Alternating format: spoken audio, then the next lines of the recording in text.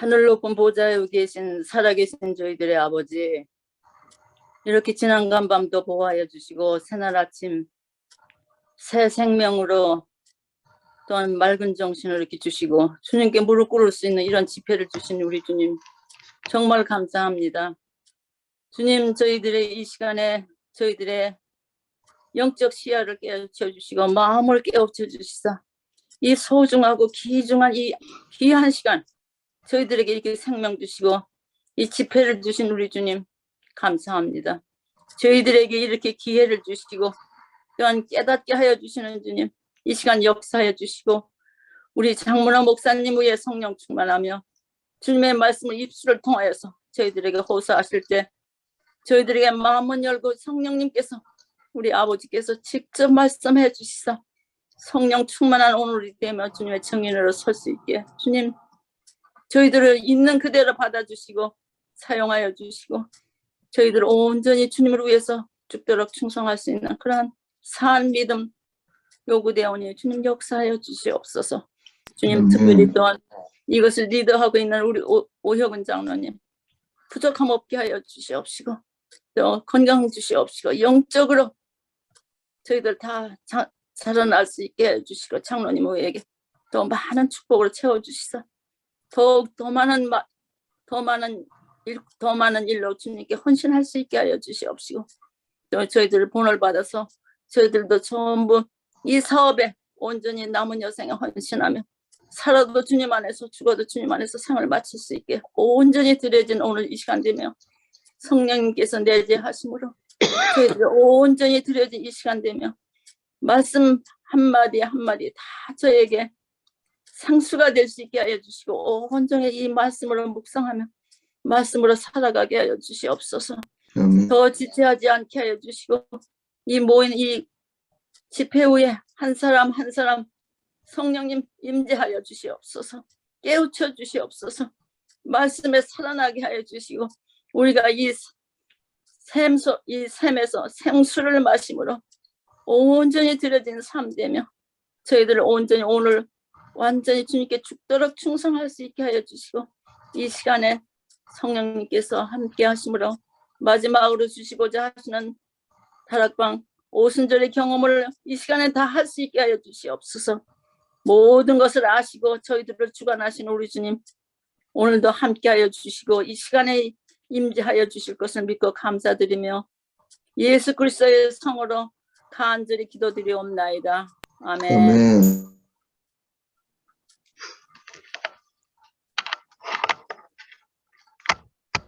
감사합니다. 오늘도 우리에게 좋은 하루 주신 하나님께 감사드립니다. 오늘은 성령과 동행하는 삶, 우리 9번째 시간으로 깨끗한 능력이라는 제목으로 우리 함께 나누고자 합니다. 먼저 우리 하나님의 말씀 고린도후서 7장 1절에 있는 말씀입니다. 그런즉 사랑하는 자들아, 이 약속을 가진 우리가 하나님을 두려워하는 가운데 거룩함을 온전히 이루어 육과 영의 온갖 더러운 것에서 자신을 깨끗게 하자라는 말씀입니다. 여러분, 우리가 하는 매일의 믿음 생활은 거룩한 사업에 종사하는 것과 같다고 하였습니다. 그래서 사도 바울은 그의 형제들에게 성령을 위한 전 영혼을 순결하게 보존하는 일은 우리가 하나님께 드리고 또 우리가 지고 있는 신성한 의무라고 그렇게 설명하고 있는 것입니다. 여러분, 우리가 일상적인 삶에도 자신의 직업이 있습니다. 우리가 먹고 살고 또 생계를 유지하기 위해서 하고 있는 그런 종사하는 일들이 있죠. 이러한 일들을 열심히 해야 합니다. 우리가 생업에 종사하는 사람들로 신실해야 되고 또 열심히 해야 되고 또 지혜가 있어야 되고 정말 요구되는 일이 얼마나 많이 있는지 모릅니다. 이것이 나와 내 가족을 위하는 길이고 또 많은 사람을 위하는 길이죠. 자신이 맡은 일에 종사하는 일에 열심히 하는 것입니다. 믿음 생활도 마찬가지입니다. 믿음 생활은 이것보다 더 중요한 거룩한 사업에 종사하는 일이라고 했습니다.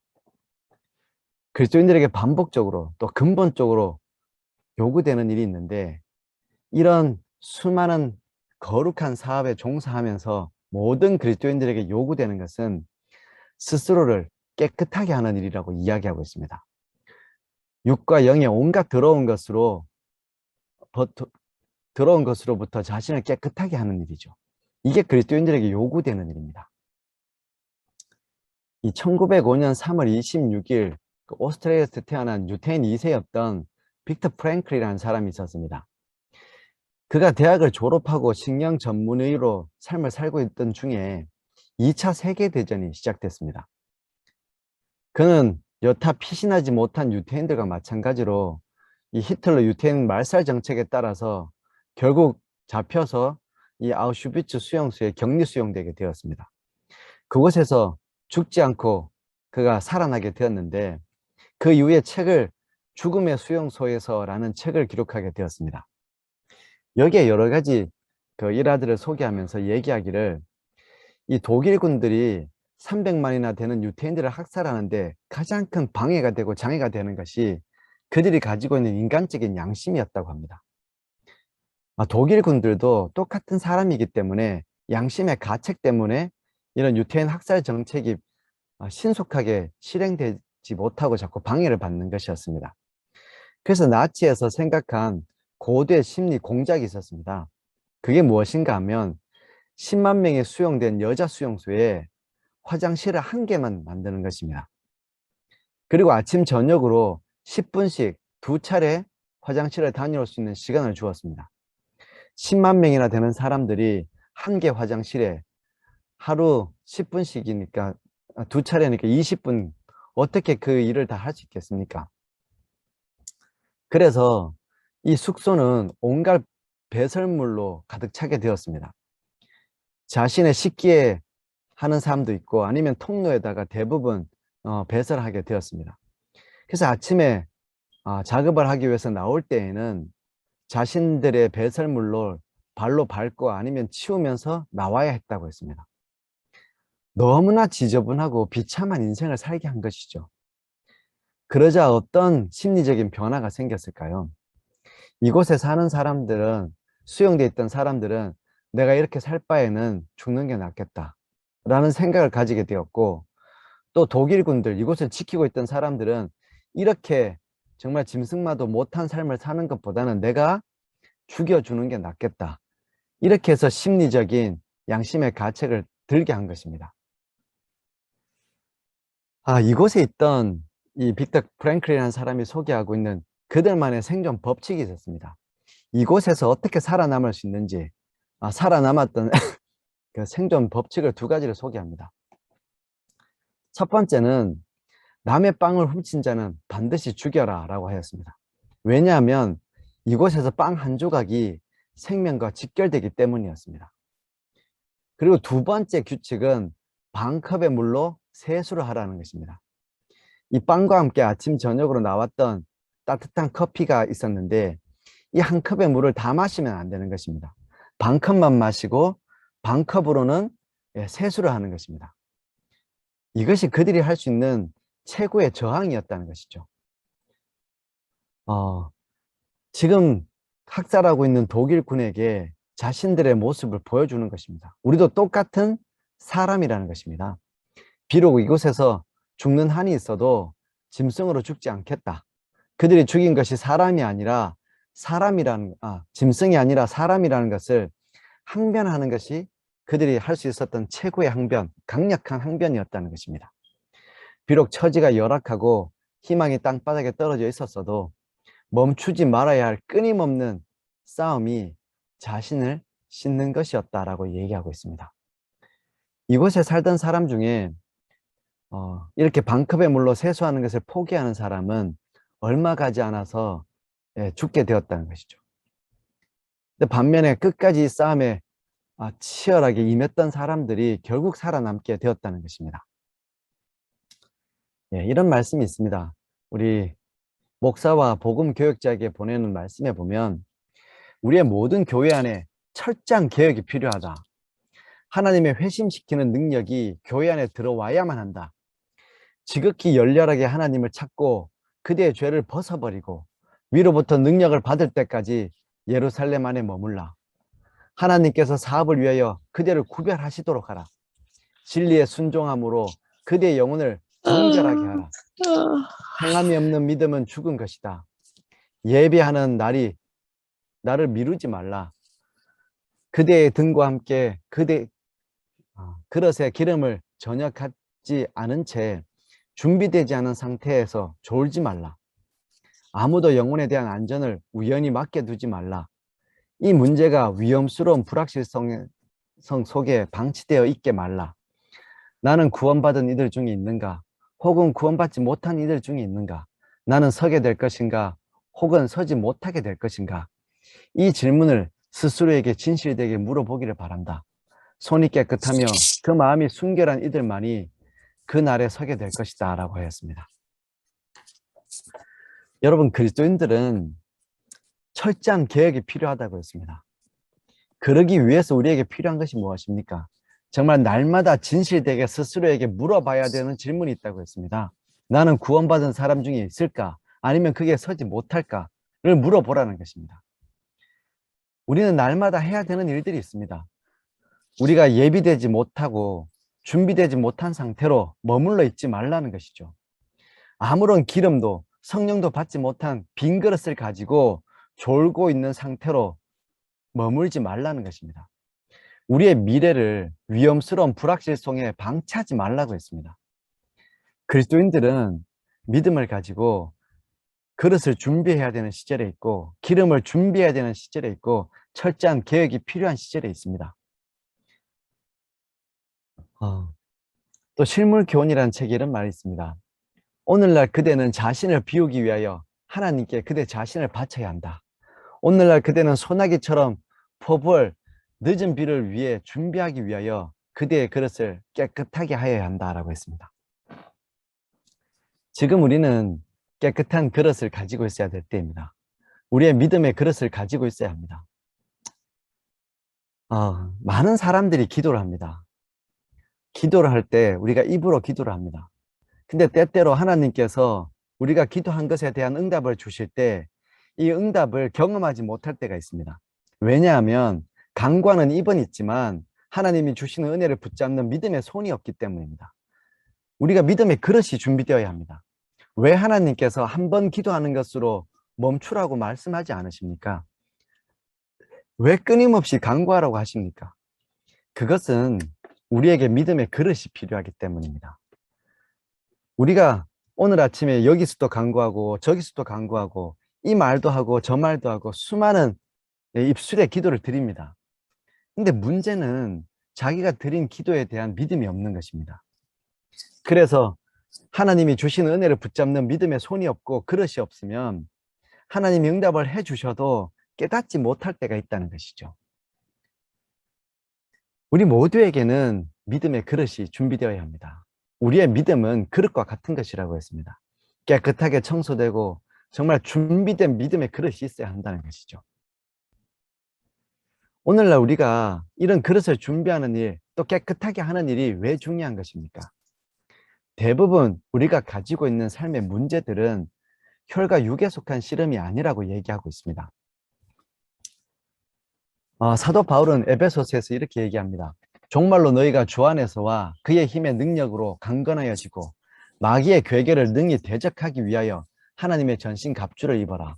우리의 씨름은 혈과 육에 대한 것이 아니요 정사와 건세와 이 어둠의 세상 주관자들과 하늘에 있는 악의 영들에게 대함이다 라고 하였습니다. 여러분, 우리의 싸움이 혈과 육의 싸움이 아니기 때문에 우리는 악한 영들에 대한 싸움을 있기 때문에 우리는 깨끗한 그릇을 준비해서 정말 영적인 삶을 살아야 한다는 것이죠. 우리가 성령의 그릇이 되어야 합니다. 성령의 전이 되어야 된다고 우리가 지난 시간에 말씀한 것처럼 우리의 삶 자체가 이런 깨끗한 성령의 전이 되어야 된다는 것이죠. 이것이 우리가 일생 동안 포기하지 말아야 할 싸움이라는 것입니다. 그리스도인들은 이런 싸움을 치열하게 치르고 사는 사람들이라는 것입니다. 그러면 여러분, 우리를 어떻게 깨끗하게 씻을 수 있습니까?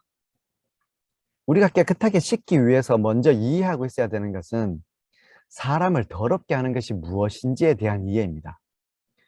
우리를 참으로 더럽게 하는 것이 무엇입니까?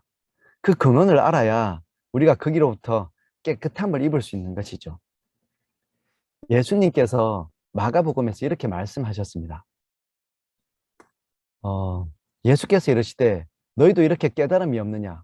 무엇이든지 밖에서 들어가는 것이 능히 사람을 더럽게 하지 못함을 알지 못하느냐? 이는 마음에 들어가지 아니하고 배에 들어가 뒤로 나감이니라 하심이라. 모든 식물을 깨끗하다 하셨느니라. 또 가라사대 사람에게서 나오는 그것이 사람을 더럽게 하느니라. 속에서 그 사람의 마음에서 나오는 것은 악한 생각, 곧 음란과 도적질과 살인과 간음과 탐욕과 악독과 속임과 음탕과 흘기는 눈과 회방과 교만과 광패니 이 모든 악한 것이 다 속에서 나와서 사람을 더럽게 한다라고 하였습니다. 여러분, 예수님께서 하신 말씀은 우리에게 중요한 사실을 알려주고 계십니다. 이 말씀은 우리가 누구 때문에 더러워지는 게 아니라는 것이죠.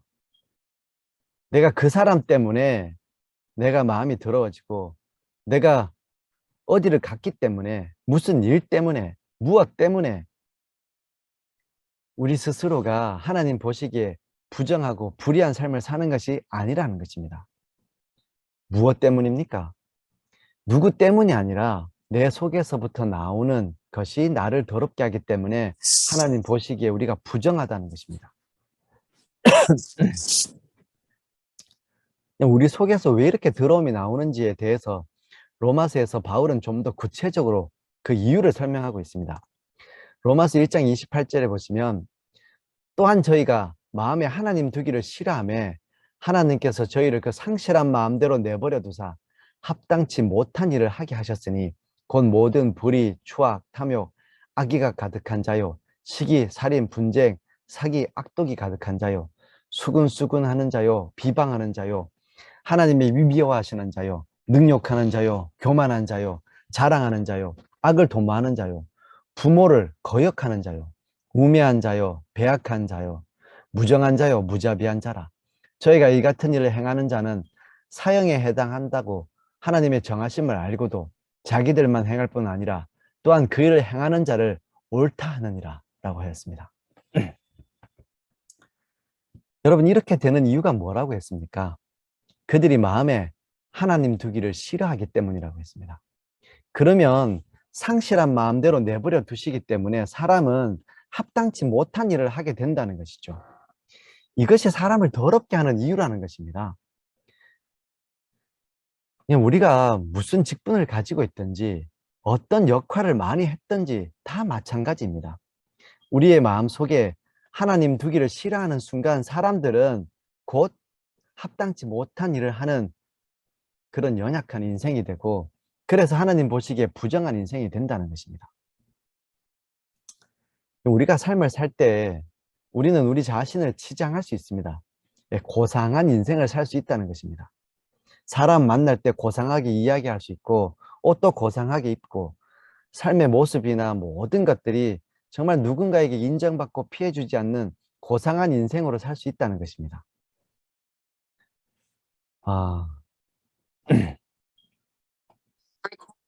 네. 어느 분이 또 우리 화면을 공유해 주셨는데, 제가 다시 하도록 이거 하겠습니다. 안 되는 거지? 같이 outside of 네. 그래서 그런 고상한 삶을 살고 싶어 하는데, 여러분, 우리가 좋은 옷을 입고 고상한 삶을 살아도 이 말씀에 의하면 하나님 보실 때 부정한 인생이 될 수 있다는 것이죠. 그 마음에서부터 불의와 탐욕과 악의가 있고 시기가 있고 수근수근함이 있고 악독이 있다면 그러면 우리가 아무리 치장하고 아무리 화려한 옷을 입고 고상한 인생을 살아도 그래도 하나님 보실 때는 부정한 인생이 될 수 있다는 것입니다. 이렇게 되는 이유를, 이런 마음을, 하나님이 없는 상실한 마음을 이 고린도후서 4장 4절에서는 세상의 신이 그렇게 만든다고 했습니다. 사람의 마음을 혼미하게 해서 그렇게 하게 한다는 것이죠. 하나님의 영광의 강체를 보지 못하게 한다는 것입니다. 이게 부정한 것의 어려움입니다. 부정한 것의 저주입니다. 우리가 스스로를 부정하게 하고 여전히 부정함 속에 있으면 가장 심각한 문제는 하나님의 영광을 볼 수 없는 것입니다. 은혜를 경험할 수 없는 것입니다. 믿음 생활이 고달프게 된다는 것입니다. 그래서 여러분, 그리스도인들은 일생을 이런 더러움으로부터, 나를 더럽게 하는 이런 부정함으로부터 우리를 씻고 깨끗하게 하며 사는 사람들입니다. 이게 우리가 일생 동안 멈추지 말아야 하는 전쟁이라는 것입니다. 여러분, 이 사실을 고민 중에 깨달았던 그리스도인인 이 사도 바울은 이렇게 우리에게 교훈하고 있습니다. 그가 깨달은 사실이 있습니다. 이제 그것을 행하는 자가 내가 아니요 내 속에 거하는 죄니라. 만일 내가 원하지 아니하는 그것을 하면 이를 행하는 자는 내가 아니요 내 속에 거하는 죄니라. 내 지체 속에 다른 한 법이 내 마음의 법과 싸워 내 지체 속에 있는 죄의 법 아래로 나를 사로잡아 오는 것을 본다라고 하였습니다. 그럼 사도 바울이 영적인 해부학을 통해서 우리가 어떤 마음을 가지고 있는지 우리 속을 들여다보게 되었습니다. 그랬더니 영적인 해부학을 통해서 보면 우리는 두 가지의 법이 있다고 했습니다. 죄의 법이 있고 마음의 법이 있다고 했습니다. 내 속에 죄의 법과 마음의 법이 있다는 것을 알게 된 것입니다. 그런데 이 두 가지 법이 끊임없이 내 속에서 싸우는 것이죠. 그래서 나를 사로잡아 내 마음의 법이 약해서 죄의 법 아래로 사로잡혀 간다는 것입니다. 이런 전쟁을 끊임없이 하고 산다는 것입니다. 우리가 앞에서 읽은 말씀처럼 그래서 그 마음에 하나님 두기를 싫어하면 사람들은 죄의 법 아래로 사로잡혀 갈 수밖에 없는 것입니다. 그래서 로마서 8장 21절에서 얘기한 것처럼 썩어짐의 종로로 탄다는 것이죠. 우리가 영적으로 우리 자신을 바라보면 모든 사람이 이렇다는 것입니다. 내가 어떤 직분을 맡았든지 상관이 없습니다. 내가 지금까지 어떤 신앙의 위대한 일들을 이루었는지 어떤 경험을 가졌든지가 상관이 없습니다.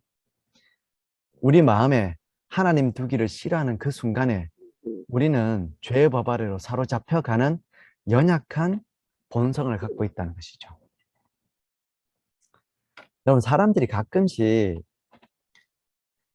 일이 잘 되고 평안하면 그 하나님을 멀리할 때가 있습니다.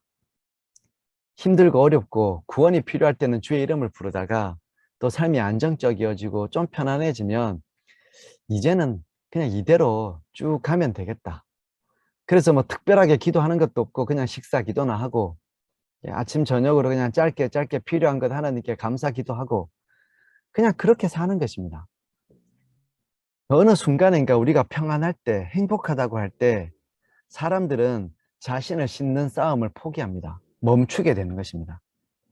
그러면 여지없이 모든 사람들은 그의 불의함이 드러나게 되어 있습니다. 마음에서부터 여러 죄의 법 아래로 사로잡혀가게 되는 자기 자신을 발견하게 된다는 것입니다. 그래서 하나님께서 성경을 통해서 우리에게 끊임없이 그 마음을 지킬 수 있는 방법을 알려주고 계셨습니다. 여러분, 하나님은 범죄 이전에, 사람이 범죄하기 이전에 그 마음에 하나님의 말씀을 새겨주셨습니다. 그래서 모든 사람들이 하나님의 언약을 따라서 하나님의 말씀에 순종하며 사는 인생이었습니다. 그 마음이 하나님의 말씀이 새겨져서 아주 튼튼하고 깨끗한 마음을 가지고 있었습니다. 근데 범죄한 이후에 그 마음이 하나님에게서 돌아서게 되었습니다. 우리가 죄라는 단어를 원어로 하타트 또 하말티아라는 말을 쓰고 있습니다. 관역을 빗나갔다는 것이죠. 우리의 마음이 하나님으로부터 돌아서게 된 것입니다. 빗나간 마음입니다. 하나님 두기를 싫어하는 상실한 마음이 되었습니다. 그래서 합당치 못한 일을 행하고 사는 인생이 되었다는 것이죠.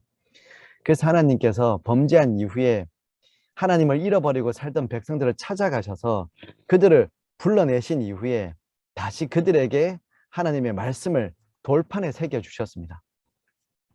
이 돌판에 하나님의 율법, 말씀을 새겨서 주셨습니다. 그리고 그 돌판에 새겨진 말씀을 구약 성경에서 반복하고 있는 말씀이 있습니다.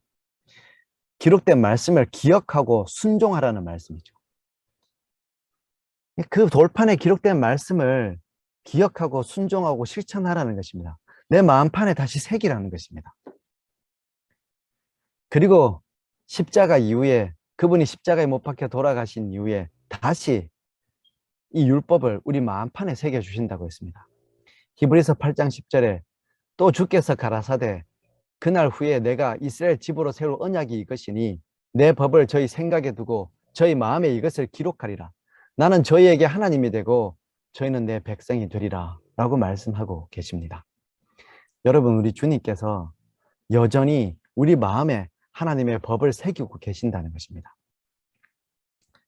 그래서 여러분, 우리가 성경을 찾아보면 우리는 죄의 법과 마음의 법을 가지고 삽니다. 예외가 없습니다. 모든 사람이 이렇게 살고 있습니다. 저도 그러고 여러분도 그러고 모든 사람은 죄의 법과 마음의 법을 가지고 있습니다. 근데 이 죄의 법에서부터 의심이 생기고 근심이 있고 두려움이 있다고 했습니다. 또 그 마음에 사단이 있다고 하기도 하고 사도행전 5장에서는 그 마음에 시기가 있다고 했습니다. 또 마가복음에 얘기한 것처럼 그 마음에 악한 생각, 음란, 도적질, 살인, 간음, 탐욕, 악독, 속임, 음탕, 흘기는 눈, 광패 등이 우리 마음에 있다는 것이죠. 어떤 마음에 있는 것입니까?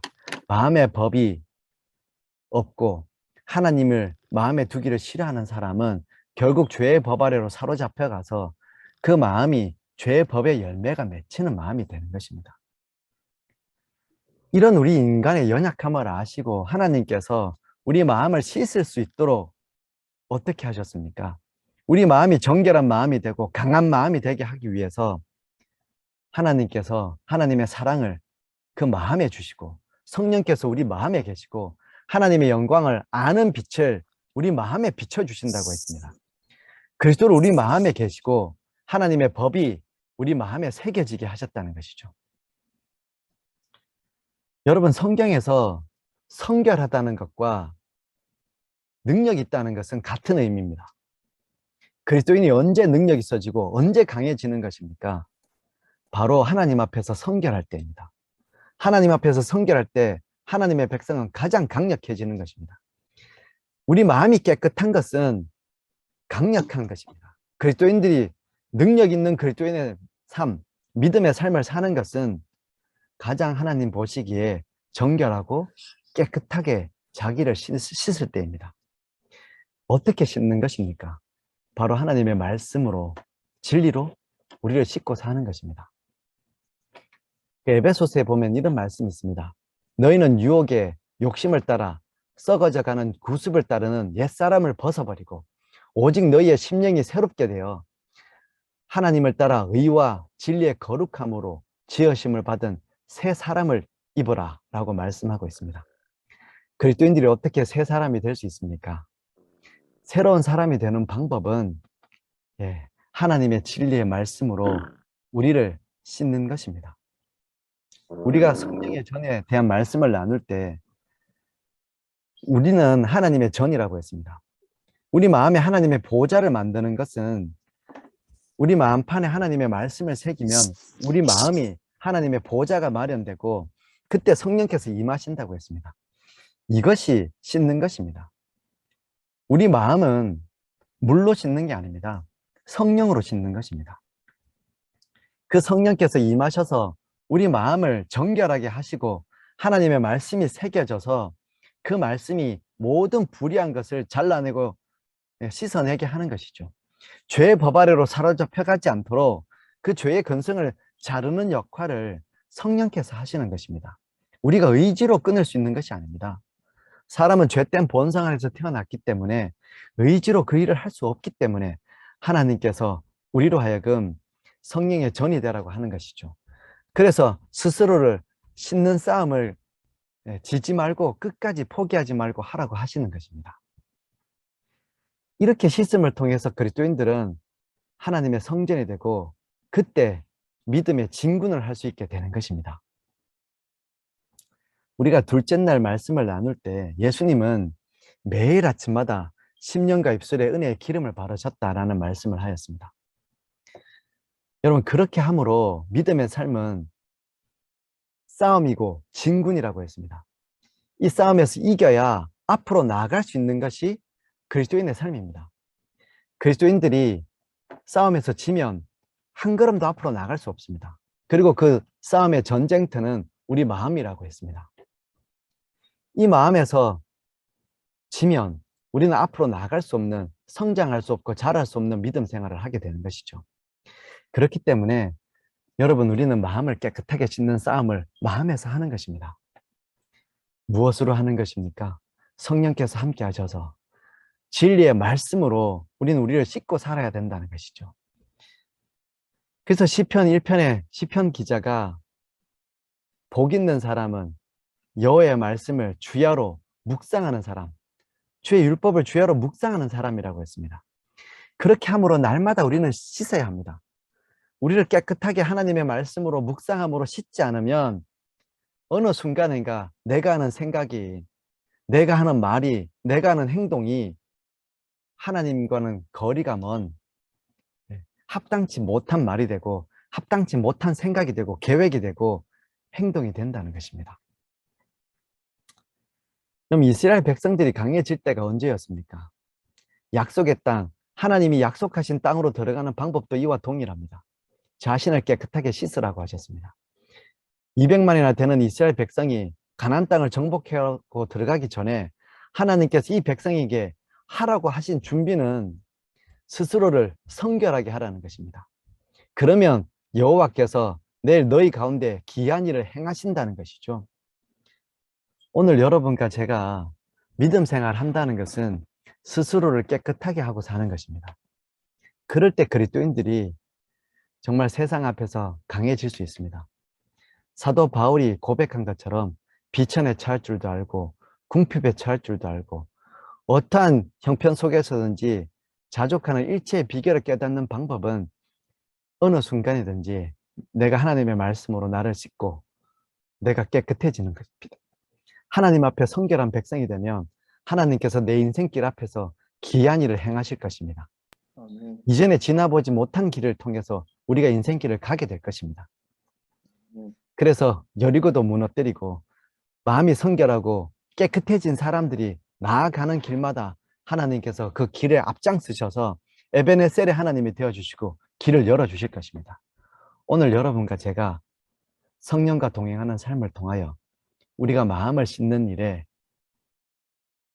패하지 않고 실패하지 않고 끝까지 이 싸움을 싸우는 그 믿음의 삶을 살 수 있게 되기를 간절히 소원합니다.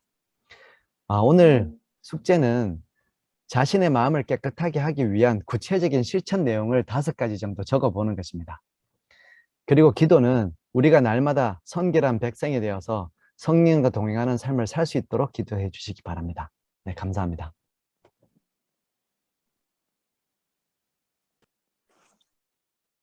오늘은 우리 오길자 또 박혜순 우리 두 분 성도님 위해서 함께 기도드리도록 하겠습니다.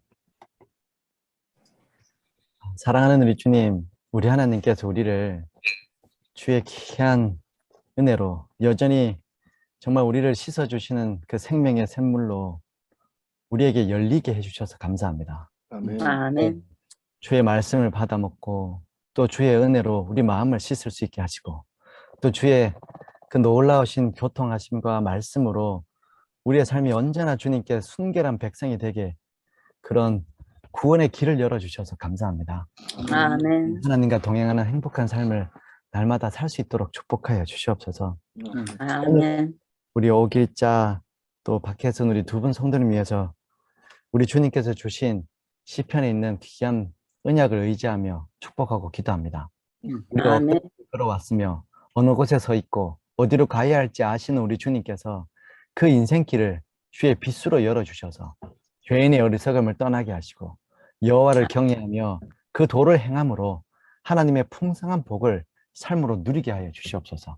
아멘. 삶을 살아가면서 가지는 모든 계획과 그것을 이루기 위한 간절한 노력들을 하나님 지도하여 주시고 그 삶이 복되고 형통하게 축복하여 주시옵소서. 아멘. 가정에 있는 가족들도 시절을 따라 결실하는 나무 같게 하여 주시고 시냇가에 심은 나무와 같이 왕성하게 하시며 서로에게 믿음을 주고 기쁨을 더하는 풍성한 삶이 되도록 축복하여 주시옵소서. 아멘. 질병 많은 세상에서 하나님 우리 오길자, 박혜순 우리 두 분을 보호하여 주셔서 날마다 하나님의 참 생명을 경험함으로 어떤 질병 속에서도 회복시켜 주시는 부활을 경험하며 살 수 있도록 인도하여 주시옵소서. 아멘. 우리의 처음과 나중 되시는 주님, 언약 중에 드리는 이 간구에 답이 되어 주시고 주님의 열심으로 인도하여 주시옵소서. 우리가 아멘. 오늘 하루를 주님께 의탁합니다. 우리 모두의 삶에 하나님 동행해 주셔서 우리 주님께서 영광 받아 주시고 우리가 주의 성결한 백성으로 살도록 지도하여 주시옵기를 예수님 이름으로 간절히 기도드립니다. 아멘. 아멘. 감사합니다. 수고하셨습니다. 감사합니다. 또 좋은 하루 되십시오. 감사합니다.